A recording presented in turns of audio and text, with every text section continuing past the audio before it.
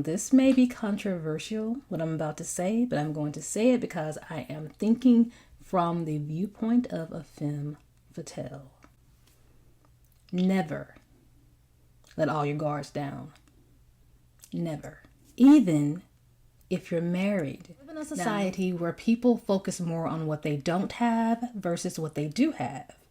But the truth is, everything you need is already inside of you.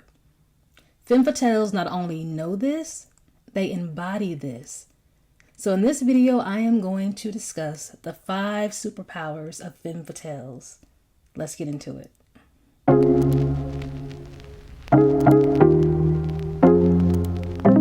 Hi, my name is Tammy and welcome back to my channel. If you're new to me, one of the things that I like to talk about on this channel is femme fatales and feminine energy. I think that feminine energy is one of the most powerful things on this earth. And one of my goals is for people, especially women, to feel powerful and confident within themselves. Now, when I speak about femme fatales in the modern world and the modern day, I'm not talking about the extreme version of femme fatales that you see in movies and television where they truly hate men or they are physically trying to bring harm to a man. I'm talking about femme fatales that use their feminine traits to protect and empower themselves. These are innate qualities that women are naturally born with, but some don't know how to access them or use them. There are traits that femme fatales have that allow them to maneuver in a very powerful way, also while creating desirability at the same time. These are their superpowers and the things that set them apart from other women. So continuing on with my Femme Fatale series, today we're going to get into the 5 superpowers. So let's get into it. Number 1, femme fatales cannot be glamoured. So what do I mean when I say femme fatales cannot be glamoured? Well, have you ever watched those old and even new vampire movies or television shows where the vampire gazes into the person's eyes and from there they have the ability to control them? Some vampire movies refer to it as glamouring and others refer to it as compelling. But basically, when the vampire looks into the person's eyes, they are putting them under a hypnotic spell, and from there, they can get the person to do whatever they want them to do. It's a form of control. So glamouring can happen when you meet someone that you're really attractive to. It can happen when you fall in love. It can happen when you meet your favorite celebrity. Glamouring can happen when you are so in awe of something or someone that you lose sense of the necessary logic and reality. Now, of course, femme fatales are humans, and if they meet an attractive guy, if they meet their favorite celebrity, they do feel those same kind of emotions of excitement and happiness. They too can feel butterflies and can get all giddy and turn into mush inside if they meet someone that excites them. But the difference between femme fatales and other women, they do allow themselves to feel that excitement. They acknowledge it for a temporary time. They put it in check and then they bring it back down to earth. They don't let those feelings run rampant, and they definitely do not put all their trust into those feelings because they are new. Those feelings are in a trial period. Now, if you have watched my other videos on femme fatales, you know that a big theme around femme fatales is control and power. Not control and power over other people, but control and power over themselves. They want to maintain the full control and power over themselves until they find the right person to share it with. Because if you relinquish that control and power to people that are not worthy or that misuse it, that can lead to trouble, pain, depression, heartbreak. Being glamoured by someone and being under their spell is a form of weakness for femme fatales, and they do not like that, especially earlier on. Now, the problem with rose-colored glasses is that it may hinder you from seeing things for what they really are. It may hinder you from seeing red flags. By now, I'm sure most of you have seen or heard of the viral sensation Risa Tisa and her 50-part TikTok series titled Who the F Did I Marry? And where she talks about marrying someone who turned out to be a completely different person. Now, what Arisa Tisa went through is a femme fatale's biggest fear. Feeling weak, having your self-esteem lowered, and relinquishing your power to the wrong person. This is a femme fatale's kryptonite. Another example of being glamored is how some people view celebrities. Now, there is nothing wrong with admiring or wanting to support someone's work. There's nothing wrong with being a fan of someone, but when that fandom turns into idolatry, where you are literally placing the celebrity so far and high above yourself that you're honoring them more than you're honoring yourself. This is a form of idolatry where people remove the human qualities from celebrities and they put them on this super high pedestal.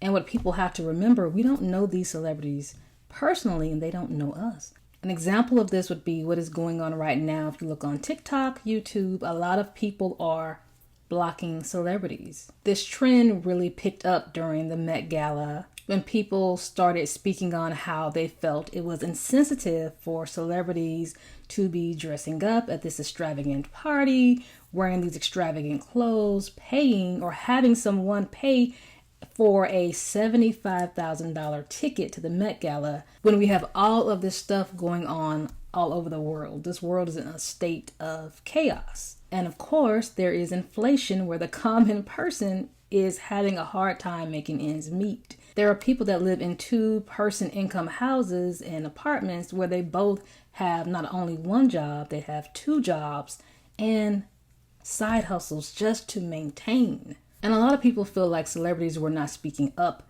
at all or enough as it pertains to the plight of what's going on in the world right now. And for a lot of people, it's really weird supporting these super rich and wealthy celebrities when people are struggling to make ends meet. And then you have to think about the theme of this year's Met Gala was based off a story called The Garden of Time, in which this wealthy couple live in this beautiful estate, this beautiful area where there's a big garden, and they thwart off the poor by plucking a petal from a flower. And every time they pluck a petal from the flower, they buy themselves more time to live rich and extravagant while they continue to thwart off the poor. So people are really starting to feel some type of way right now, and those feelings are valid. In the state of the world right now, if someone already has $800 million, then I don't need to give you my dollars when I am barely making a dollar. But it's the people's support that got the celebrities so high to where they are today. And like I said, this is a form of glamoring. That is why glamoring is so dangerous. You lose sight of what's really happening in front of you. And you have to think about it. Glamoring may feel good at first, but what are you going to do when it wears off? Number 2, femme fatales are full of themselves. Now, when I say someone is full of themselves, at first it sounds negative, but it's actually very positive. Femme fatales are full of themselves in a way that they validate themselves. They spend time with themselves. They work on their weaknesses. They strengthen their strengths. They work on their self-improvement. This goes back to the introduction of the video when I stated that people often focus more on what they don't have versus what they do have. Femme fatales don't try to compete with other people. It's a waste of time and it's counterproductive. You can take that time instead of trying to compete with other people and put that time into working on yourself. Femme fatales know what their best traits and qualities are, and those are the angles that they work. For example, if she is known for her beautiful eyes or her hair, that is what she will accentuate. If she is known for her curves or her laugh or her intriguing voice, that's what she will flaunt. They know the power of confidence, and there is nothing confident by wanting to be someone else. They focus on what makes them beautiful and appealing, and that keeps them grounded, and there is nothing more attractive than a woman that is grounded and secure within herself. This kind of energy will introduce someone as soon as they enter the room before they even open their mouth.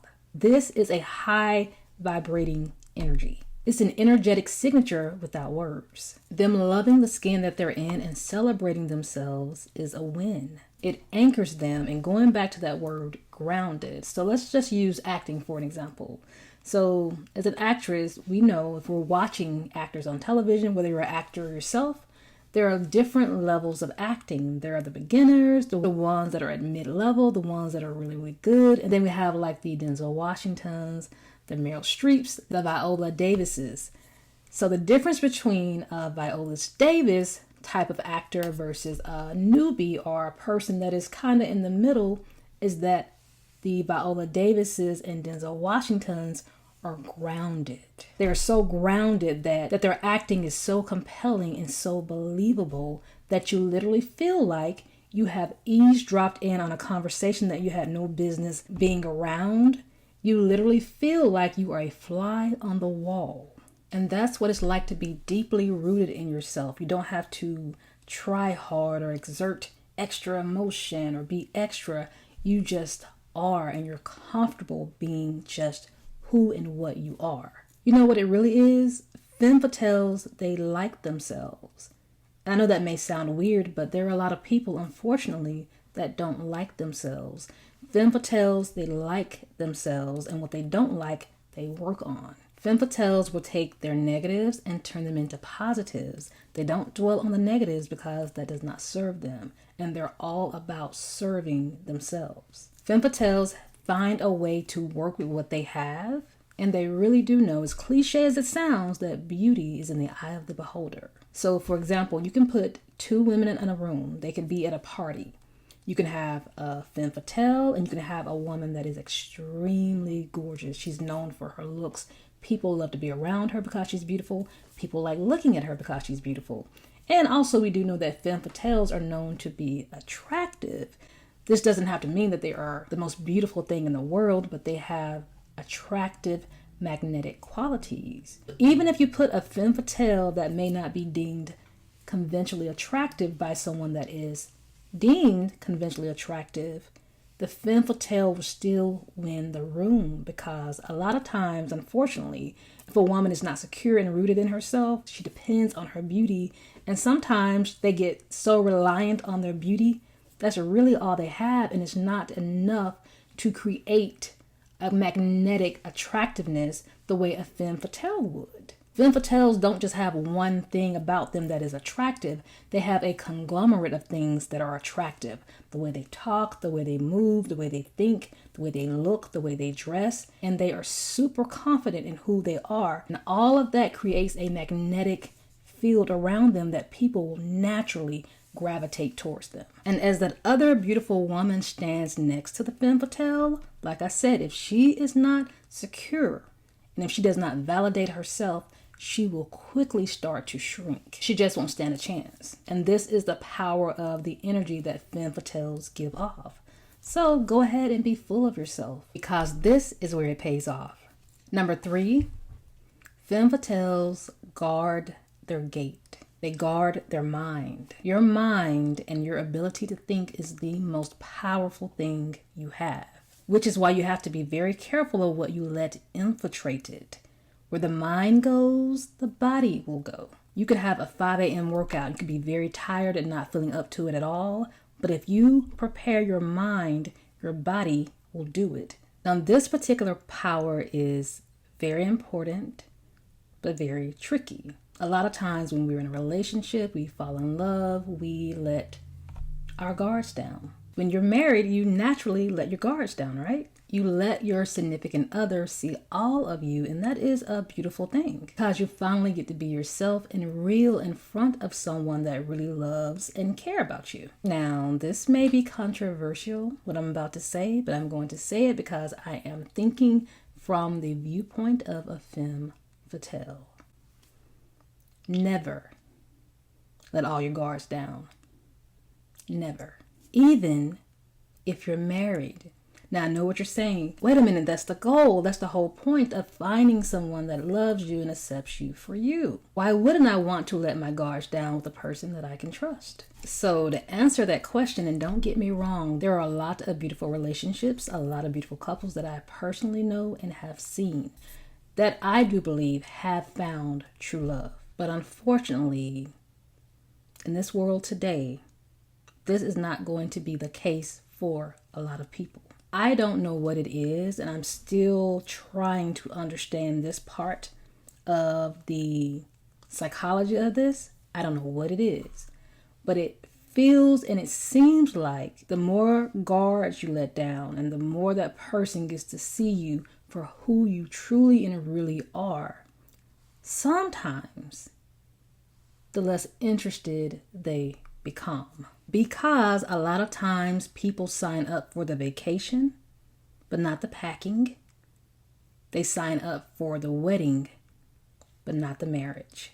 Now, what does this mean? This means that sometimes people sign up for the glitz and the glamour and not the work. And there's that word glamour again. They get to a point where they realize this is not what I really want. And not to say that at some point you did want it, and at some point you thought it was what you wanted. But what people don't talk about enough is when your own feelings betray you. People talk a lot about being in relationships when they're betrayed by someone else, but people don't talk a lot about when you betray yourself, when your feelings betray you, when you think that you want something and then all of a sudden you realize you don't. This is where we see people lying. This is where we see people cheating.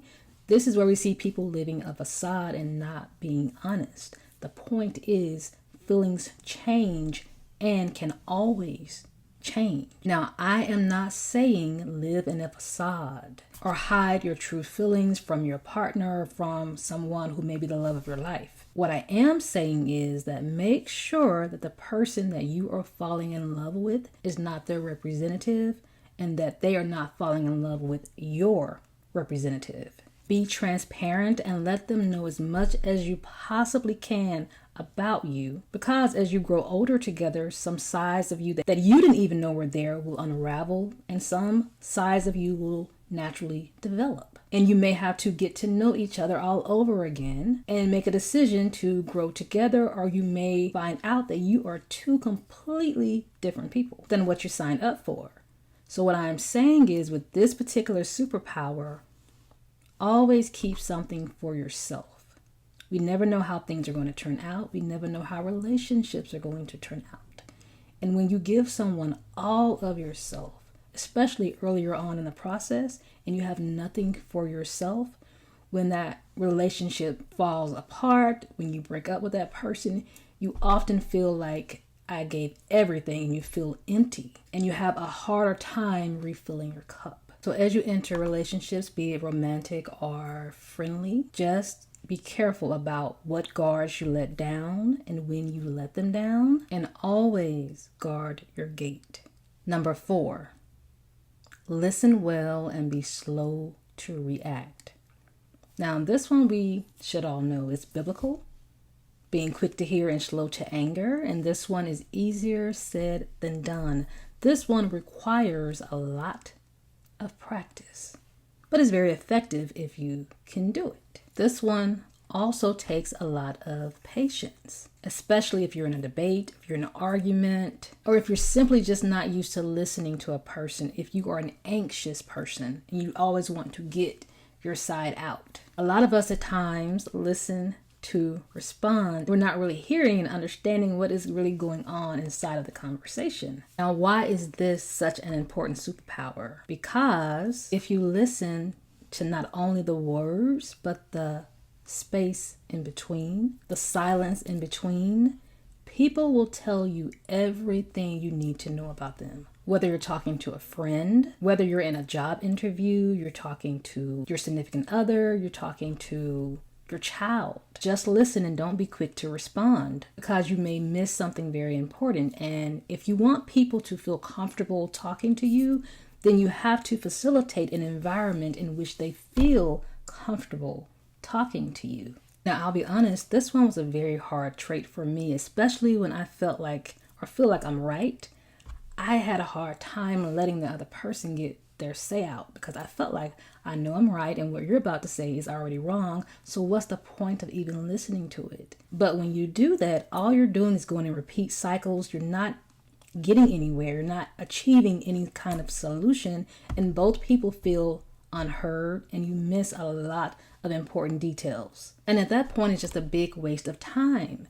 This superpower is also important because information is knowledge, or it can be used in a knowledgeable way. And knowledge is power, and then power becomes power.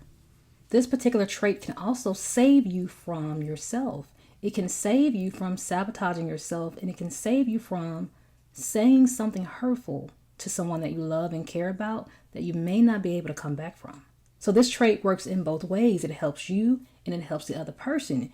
You don't sabotage yourself, and you still get the information you need from the other person. And you never want to speak more than you need to or give more in a conversation than what's needed, because it can go into redundancy and it can also arm the enemy. Sometimes insecurity is the loudest in the room and confidence is the quietest in the room. So in honor of this trait, I don't really need to say anything further. Just know that the power is in the silence and that the fortune is in the follow-up. And number 5, capitalize on the quote that absence makes the heart grow fonder.